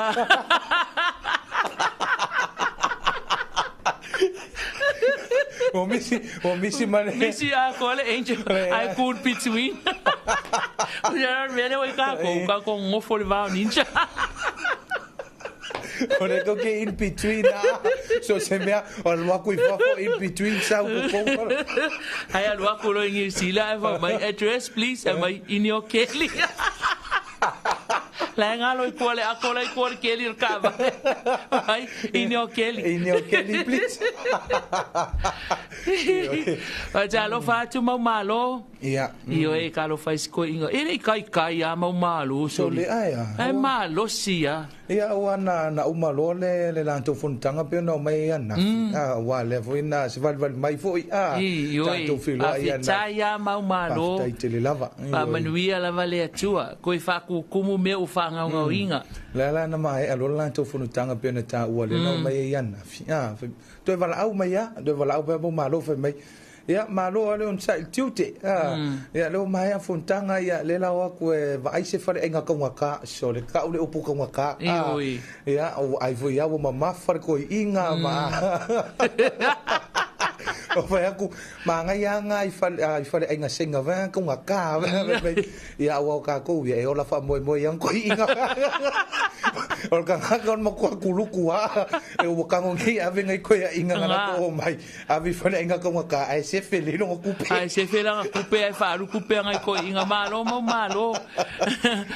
Ai ke loa, o mua whawhau ngere mele apa malo leo whai.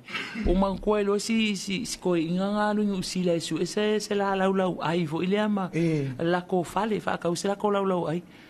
Lako lo le si whale ngā li fo lo le kenge whai ei. Whai. Good morning, how can I help you? Mai, morning. I'm looking. Kusara le kilo soro ko inga. Ilau ia. Ilau ia kuku kon fale oloa. Ai lai kau mafau pole alfa pa langi o lau ai de. Mai, I'm looking for a table. Mai lo le kenge, what kind of table? Mai. Fiu e mafau fa pa langi o lau mai. A table for my lunch.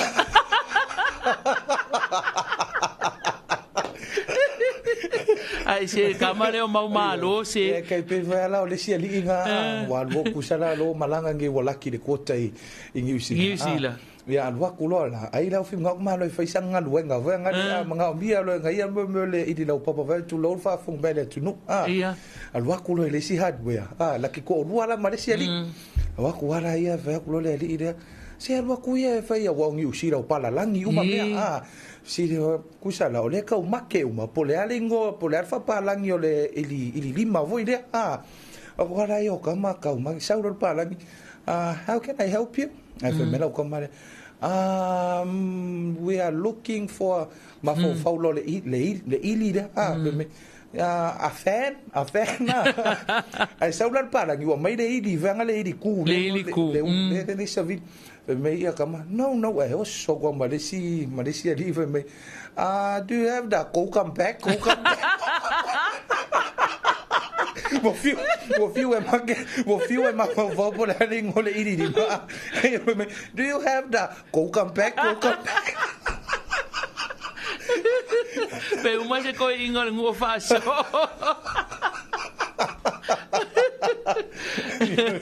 Alo, tu nu ma tala laina. Wala mai pe, o pe ke ko kam back pele ai.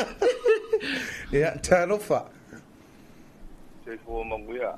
Ya, tai o manguia ni tai o fo. Nangi mama, le lofa malanga le yo le koa. Ya. Waka ko yai ko ele.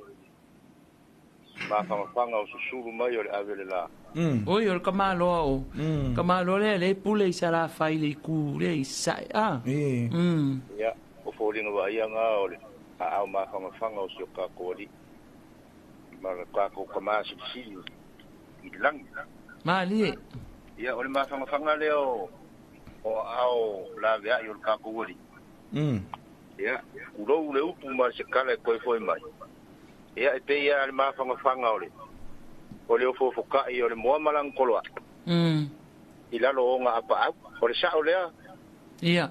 Wa arua kanga i ngei marua silisila i le moa koloa.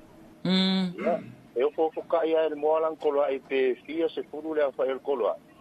E au fa i uma langa i lalo apa au o le makua mo. O i ngai ka umai. Lea lofa o le mime ola i lang koloa. Fa pe ngā fo i lo ka kou soifua ma le ola. Ma lia lava. Ia ai ma lo le. Malo ma le langi mama I lua fiong mama. O ngai se le kala ale li ngai le ili. Ile ili. Ta kaunga le lo ka u fa pa langi le ili. Mo folo mfa le o le u le ili ka pe.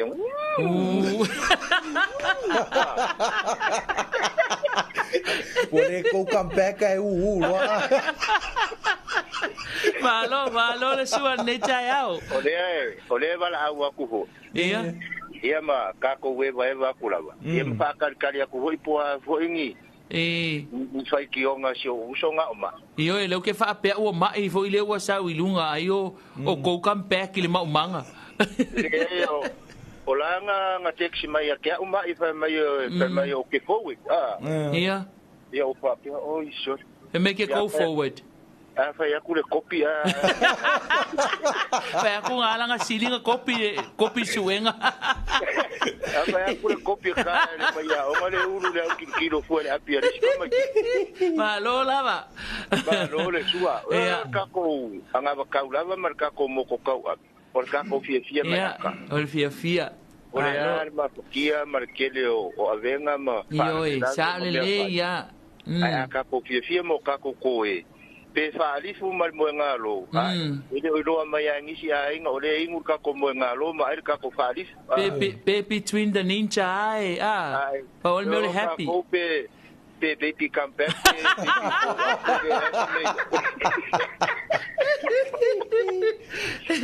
O mai ngai mangai ko inga. Mai ngai ko inga fa mai malo mo malo. Ia wa ve ko ilo lau ko fa ko mo sushi o ka ko. Akio anga foi. E ui anga e pepero. Fa se lo quiere pepero. Wala anga e pepelo o se ka lenga ya mauia. Malo, fa tai vala au mai. Io e matala pel tato leina vala au mai po ye se aso soifua se tasi. Fia fa manuia. Ia po se anniversary fo i po se fa au unga. Io e vala au mai familia o fa unga. Fa manuianga o fa unga wa nei le fa unga le university wa.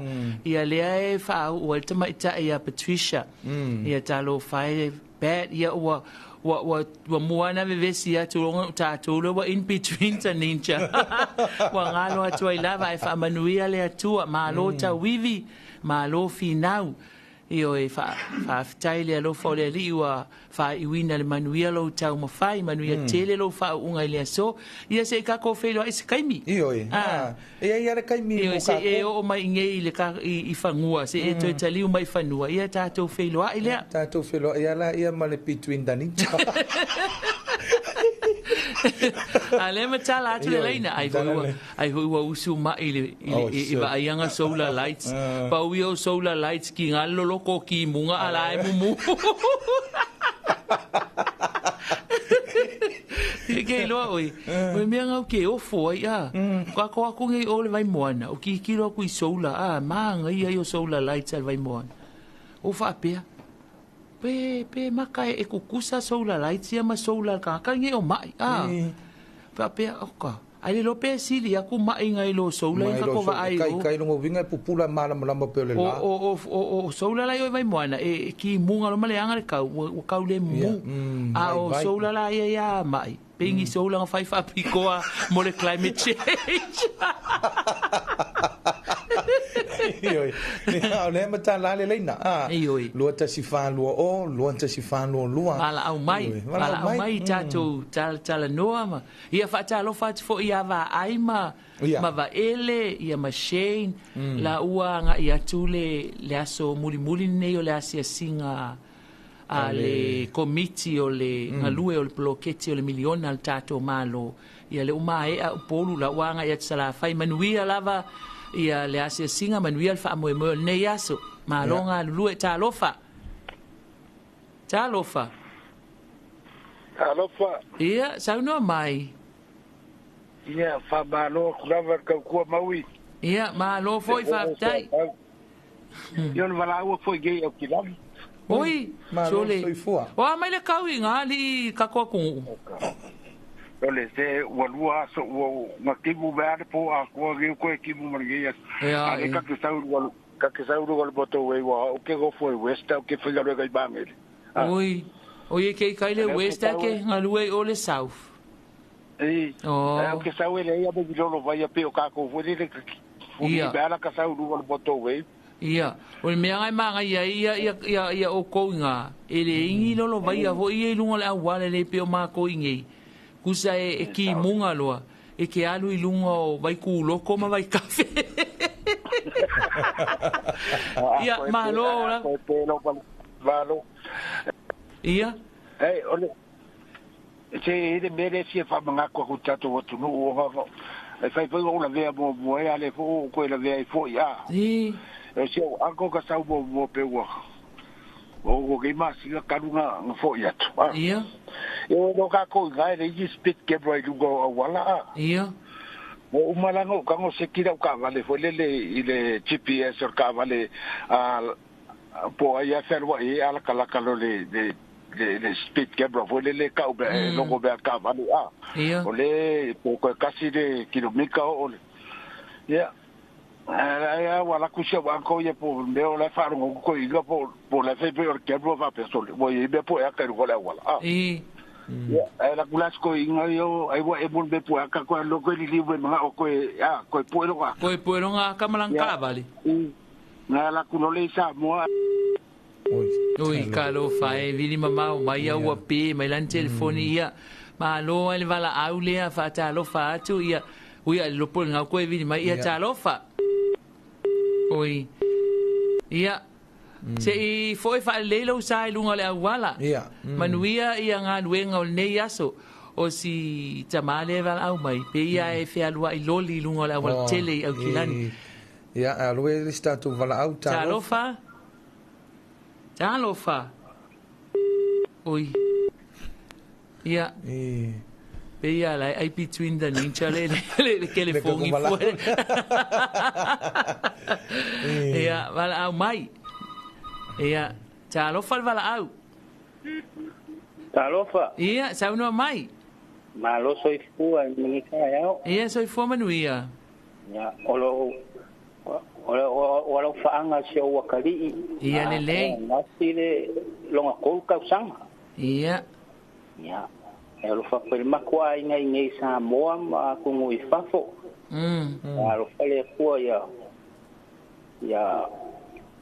foi inicia se kele mo ia o alfanga longa ingo inga sakpia sakpaite oi ia o amele tau sa vai o mane ia tau na susul wale la mana ia foi aso lele io ia ai pa stai lava ia foi luaso aftai manuia la soi fu le atali ia soi fu ia io ai mo mokule le vala au si tamalen vala au mai au kilani Talofa Malo mawi ia malo lava oi anga ko sa mai lo vala au ko sa o ia fa mai la ko inga ko pu ero le aka o ala kular ko iga to ko pu ero aka ia or bene marie wa ku ge ia Samoa a de wo ke ile la fo bayo tike de duo de media ka ke laudi bas pulu le tike e dua ka se o ango ka pu ai wa la ko inga fa makala fo i se o atile Samoa wa la ko kaula basa Ahora vea casi pero mira la foi ia ko ya lu po ya ka ingale au walkele ko ta foi ia wala ma ko pare ku se pe ama le liba se la ubicar sau a sau bona kau ba ya le me po ya carga bo le ko ki si le veo que lo ka do le foi la wan ku se wan ti ona fo wan ku se wan ti sabo ya le fo ko ya ko la vea fo easy tickets io e me voi fa ma ko ia ka ko ka na yo ta tu ta ta fio ba ge ka ko ma de va ile camera pe ko el va por couper va ko ia ngala ku le ia sa ko va fa ki ala ku le nga sa ule nga ia nga wo man ka pu e nga ka ki nga ia o ko ngi nga sala ala ku le ia ber ko wa fe ai ko fa popo akua ia ngal pa ia o pe te logo foi veio tanto cagata ia le le pa pe que me po ia ka po ia o ka ole wala me po ia ka po ta pa vetai manuia la vala unga luenga nei aso manuia fo ia ando do que ga ia mana tino ia so mo after tele ia soi fua ia ia o tanto vala au ni ma nei le fautuanga ana le fautuanga mo tato mamalu vo tato watunu ule e anga ia tu ia te roa mo asia singa ia va ai ka come poeaka ngi ke u ka kofi poeaka kinga inga si va nga ai ko ile sala e peor ma e vuro ngo fokua ia o mai no la yo ka ko mar ko lu afe o mai no ka ko mar ko lu afe ai ngo foi lo si kama mal fa sala nga yo ia malo ia fautuanga le ia io e pe tato talia ia ai moni lava sa le la ni sila ia e camera fa solo a tole atu no o lunga le awala tele so se no foanga e te alo o mo meo national parks so ie le ia se le ia se ngai o inga ho ilele pe tau fa soli tu la fono e fai ai o lo o camera umale atu no atoa ai o le to lo solo no minute tale iva Dwayne se tali atu pe le a fo ile fale o lo fa to anga ia pe o mai no la to su ia wa nei le la to por kalame nei tai au io ia se vai foi le a tanto fa vivianga ia to le mai ia tal tono ia ai pe tono mai lo male vai ngole fale lo fa tonga fa vivianga nei tai au me foi pese ale Leone High School ia male lo mo ngai le papa.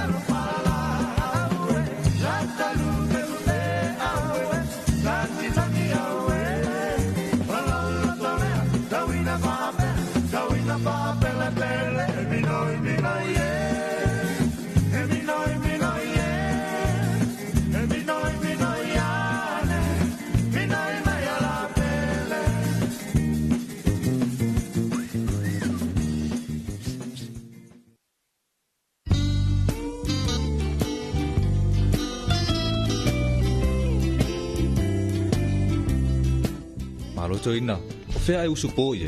ke o te alua tupole asi la me tapisa mai ngā tai le whare komiti. Whalongol vai ngā lua polo kikian malo, la foi wako e kumkungu e ngā kai. Mana te le ala, awano le leia le si talo sanga ia i mo se masini fo i le vidi ai la au. Te lo se whalololo mau i masini yo. Ui papa, ke haru sa o alai vai tele, i le whaloloa mo whatoanga, te mawai masini le lei, masini anga ta o oi e kuai. Tai te le lava, o te alu atu lai le whare komiti talo sanga ia, na o ti e lo le i vai tele se i mata i e masini. Fia mai loia tātou la lai funga lei, mai tele whapea sa le longa mo le motu tele i sa la whai. Pe wala au mai fo i numero telefoni, 225 251 o, whapea sa le longa i le 5-3 pe asi fo i lunga o penga ta whailangi i le mātou Facebook page. Samoa Agriculture Store Company Limited. Samoa Agriculture Store, helping you grow.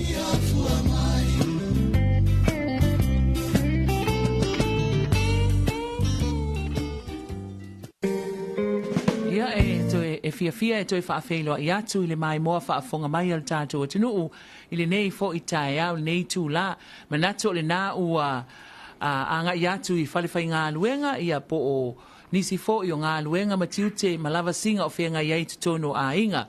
A o lea ua mauala ama noa e whailo i ai i a male sui o le whale o loa o whaatoanga le sunga i a Greg a Sam i a awan wha amala malamaina o nisi fo i o tātou o loa ia tau whaatoanga a wale mamalu o tātou atunu. Ai mai se lava le au whai whaatoanga. Talofa Greg malo soifua. Soifua monui e lau whionga ia po lau whtalenga fo i nei tūlau tai au ia o lau whai mua whonga o tātou ala ata po tātou ala whaasala lau nei.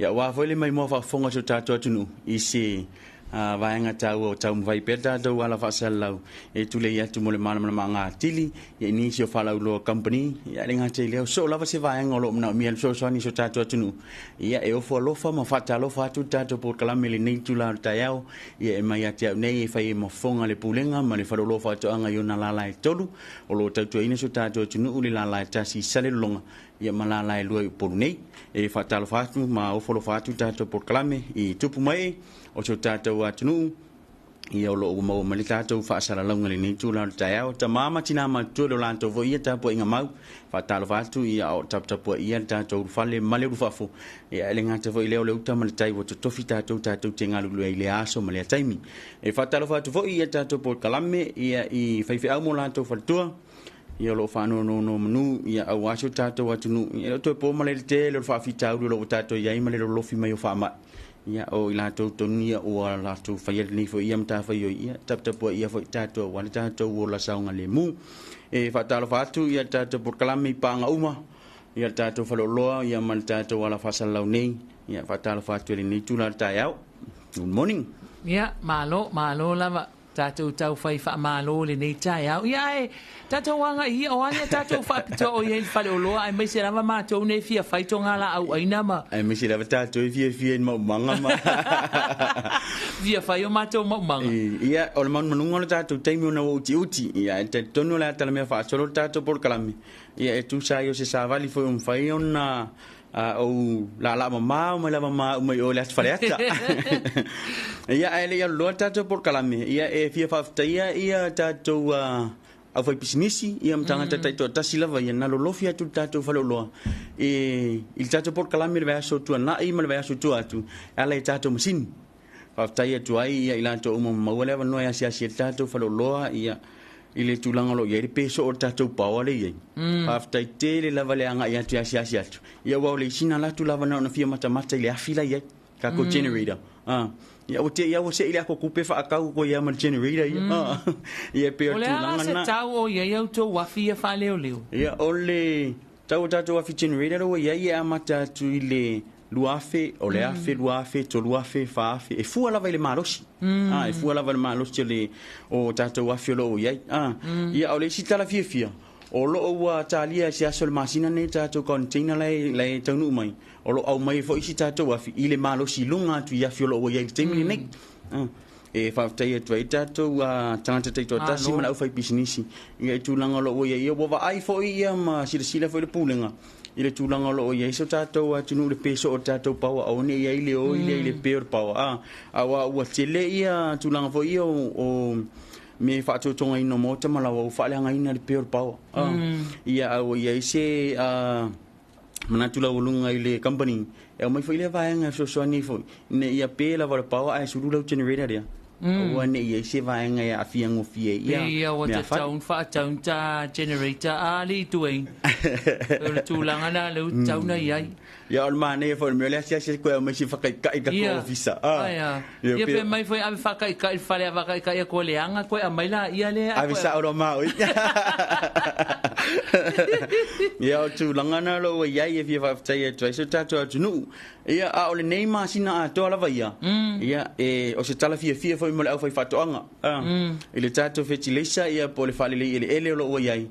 Ia le tātou whetilesa le urea. Po le urea foi. Ia po le whetilesa pai. Ia wala wilo ai fo ia le au fai whatoanga. O le tātou whetilesa lea. Ia. Ia o loa umana au mai le whalo lo whatoanga. Ua iai vaenga te itasi tumtamanga foi po le vai o loa mo lātou whaongaina peitai. E tofu lava le whai whatoanga ia malana fo ia aikia, po lana fo ia fo i anga waa i le whaongaina o nei whetileta ia po o loa o maua le whalo lo whatoanga le wingan whamtalanga. E mātou te au mai e fo ia i vaenga ua uma o na vai moro na whaongaina. Ai ese ile aikia lava ia ma le anga waa ma le tomai. A le whai whatoanga i lona whaongaina. Pine o le whamtalanga o le whetileta le nei. Ua au mai e whapitoa lava ia mo tātou au whaiwhatoanga mo la au whaio. E peo le talo, tāmu, matulanga whapena. A ua sila fo i le tātou malai ta alo lo ua ia le teimine i le malai ta apolo, malai soka, malai lakapi. O le isi le vaenga o mwhaino lātou whaonga ina e whanga i e le mutia. O le whetileisa. O le whetileisa le o le uria. E mwhaio na sui ne le vai. O na whangai lea. O le isi nao na whaongaina. E ma whai vau na tango tongu. O la whao e sau noa kwek. O le a lea o ngai le ina whangai le malai ta alo. Sila foi lai le lanu mea mata o tātou lau whanua lo ua iai. E sele matango fie pe yo le vaenga le nei e lau iloa so tātou atunu. I ona lau whanua lanu lau ava. Ma ona lau whanua lanu mea mata ia i ona lau. Ia pe o le tūlangana o lo ua iai. Ia ele ngata foi lea o le ola lau siusi ai. O le ola lau siusi ai. E wa o le fasa mo ala vai e pe e fa faingo fie ai ona malam lama tiri so tātou atunu. O le fa le ele. Ele por fale lei para pala ia o se vaenga foi le po se minerale foi le so soani I minerale o lo o wai ai to tonu le pala mo le ola lau siu so lau mutia ia po la auto fai o ia mo la mo manga ele ngata foi le o mo fai foi ona fa nga ina ele vaenga le au fai pato anga o la au fai sua po kapisi matulanga fa pena e mfai ona tong e pe ona ta o le timi mo sola ile fa nga ina le vaenga foi I tato malai talo o le whetilese mwhai ona tongi. Ana whai lava o le totingi lima ia po isi lava ia le au whai mauma. Nā lo tango lava lulu. Nā lo tango lava lulu. E ona tongi le ilunga o le ele lea po le whasi whanua lea wa umana ato whaina mo le whainga o lau peki. Ia po se vaenga lo o iei wha moe moe whaatinu I nai le vaenga. Ia o le isi vaenga e mawhai foi ona e tango sui I le whanga vau. O lo o iei le vai. E ona mix lea. Ia ona whanga lo le wha o ngai tātou sprayers. Pe o le mānei ana ia a ang tā loe tongi ia ona whaonga role o tātou tamanga o ngā suia ia a ngā pāmu lava o lau whangawao ia alu ale o ngā ie pasi ia I lunga o a se tulu I lunga mutia ia pole ele fo ile o whaongaina na whai ia se whaamiringa le Olo nā o ngāla le nā o le ola le iai o le o la au ia o le ola le iai ma e mau e fo I se vainga le ile o le talo I se suinga o lo o iai Paftai, o ai se tātou loa, tātou vai la au? O le tātou vai la au la vai ele o iai se ava no fo ile ma fai e ona muta le au menga pola o nanga tau la tui tātou vai la au. I le vai la au o lo ua lau si le fia le tātou atu nu uia pola au fai whatoanga. I le fitu aso aia man whangape, po le tasi le aso ua lau loa ai. Ai e watu a lava le wha mamafa I le tātou fitu aso. Wha amone mole so tātou atu nu. A le ai sau pe mita. E le mawhai ona whaatauina le tātou vai la au na tasi le aso. E watu whautua ngai wha amone mole, a ngai I whai sau pēmita. Ia pete sufo I le vaenga le quarantine mo le whainga lau pēmita. Ina ia mawhai ona tō whaina o le whaatauina o le vai la au. Lona winga o le vaila au ele mafai ona e la tu fa atau foi le ngala ko se me ska vaila au e fai al pe mita e fai le pe mita mo le vaila au le tasi le aso ia a fa pe foi se vainga foi o tau fa fainta ai ia me fai ona e fasili le fainga luenga mo se so ninga a wa o le vaila au ni e le mafai ona sau o e simi fa atau le pe mita sioni le ai e sau lava simi a sau foi la simi tu sau ma simi e dua se sila la po ai fai ko simi le sau na ngai le ma fai nga sau simi toni ave le baila au ya simi tomas ya per tu langa na i tato baila au nga o le tato baila au ia ile tu langa o ia le temi nei le bai tau sanga fo ile al fang fulu po lo tato ia ile au fai teu Tina tong mo meu tong ala ya ele tato wa baila au mole e sosoani le fa fuina le tato la au I ya tato la au mole fengo teuma par sama mota malawa o lo ye fa le tato spray le leaf shine mole fa matango fina tili le o teu fa sama va nga pena ele le teu funga la au le funga la au mau ila nga fanga la va kamanga leaf shine ia pese plastic le me venga le shine ma ya ninga me de pa la ngi le shine e pe la shine le ke shine ni ka ya ta le e duenga le ole ava ole susu le ole shine la le la ia malo ma nei ta to fa la wilo ni ta ya la fa fonga mai le au fai to ngala au te ufale ma le au fai to ngala au aina le au fai manga ta to fa pitoa na o le fale o loa o whaatoanga o loo iai le taimi nei, ai mai se lava la, leo whai mai lea li I leo Greg, la e maua le meo le generator. A whaapea o naua e matua e le fia lava le peso o le pawa, o le taimi ale nei, whaatau se generator mai le fale o loa o whaatoanga, lean wa umau na whaamanino atu tau o tātou wafi wha leo. Ia a matatua le afi, e fua lava le malosi ale Greg? Fua lava le malosi o le afi o loko iai, ia o afi foi ni. E ile afi mfaiona faaluina I moli atoa lava le fali e ile afi mfaiona faao le fali e ile afi e mafai ona faonga e tato o loa lai tivo I e pe o puta aisa ai a suru loa le fali faao la umai moli o le fali a wala vani e se maho fo ile sulo e tato items ia po product ia e malolosi pe o tipo tia le wila ngai fai a singa malolosi kero le kako lo le o le tipo tia le wila ni ke o ye se vano fo ile e fiketa to wafi Io na pe ale o pe o pawale pe o la pe Alo no winga la ese ama lo si o afi Moni la ese la val mal lo si o afi ya fa pe la vol fale pe o le tama e viere ta tu ye ya em fai la von fa o ina ta tu afi le e lu afi mi se la malos ya wa nga uma la va me o ye termine to no ta to mo tani I ta tu afi na lu afi li se la malos malo fa tai Ia ole naua whaafonga mai tātou wa tunu o whaafitai tele lava Greg. Ai o te tali tonu o le isia wanoa o lumana I le verse 4. Ia ole ato ia ngai mai fo il whale o loa whaatoanga. Ia ma toe whaawau le whaalawi loa ina o lato o loa ma lato whaapitoa. Awane ngalo o le ia tātou wafi whaaleo leo le wa maua. Ia mai se o nei vai tau o le pepe so o tātou il tise. A ngai iai e te sila iai. Vai tele Vai tele o lo maua fo I fungalei ia masale longa. Awa o le mele le I tātou. Ele le fo isa lo. O le mele le ngai la fo le isi mako moko la fo maua mako E sa o le si ko inga la fo maua mako communicator o mako generator o sa vai. Ia ai o le tato por kalamel na ma le fale o loa fato anga nei tai au ma wa se isi fa poponga I le vai asufou I le taimi masani ia ai mo le taimi nei le tato tunu ia manu te le ina le nei aso I ngā luenga matiu te whea ngai ma Samoa fa soi fua ia mo le nei taimi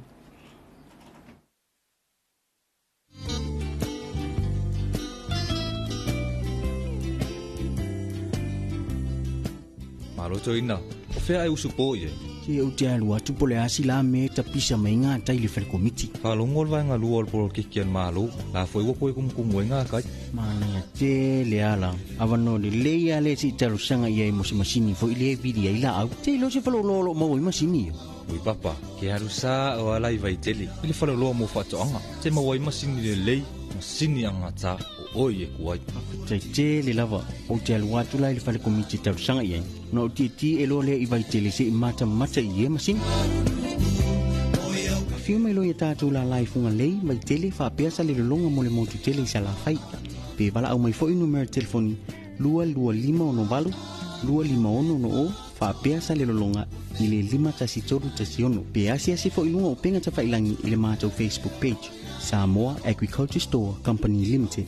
Samoa Agriculture Store, helping you grow.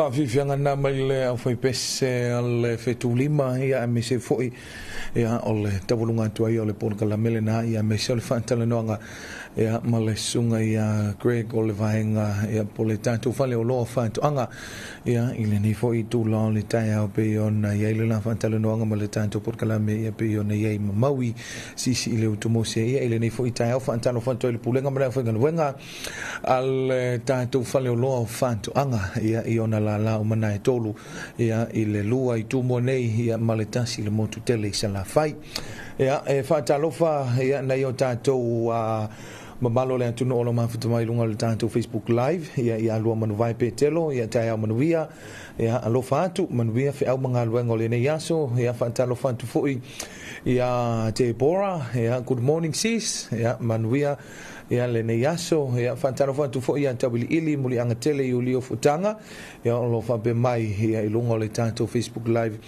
ia manuia tele le nei aso manuia fui le weekend ia whaatalofa atu ia le sunga ia po le mafine fo ia Tamara Mikaele ia o lo fampe mai ia good morning mangwia tiu te manga luenga fa man me tele le tua o le fata lofa e avantu i nei sale au le savai ia Tamara male ainga fata lofa tu ia Tamara malona ainga ia o lo mafuta mai nai sale au le motu tele i sala fai fata lofa ia Lilian fi nau sulusi ya o lo o fa be mai good morning ya le por kalame le nei tai au fa man bia tu le tua inga luenga ma fe au le nei aso ya fa be na foi Lilian ya fa Talofa tu ya Johnny McLean ya good morning ya manuia foi le nei aso io ya manuia le nei aso fe au manga luenga o le tanto watu no ya o le tanto por kalame le na o le Talofa Samoa le nei vaenga o le taiao i le whaafunga mai Moses ina whapoponga ia i le vai aso fou ia e manuta leina au mga luenga o le awhenga iailo tātou watu no se upu ia o se tala fo i wa pa o papa i le whaafunga mai le atu no malu a vifali o tu finangalo e matua atu ina ia le tātou porkalame ia e teitoru aina pea le tātou watu no i whaafianga musika sui fe filoi ia o le neifu i vaenga o le taiao ai mole teminei ia manuta leina au mga luenga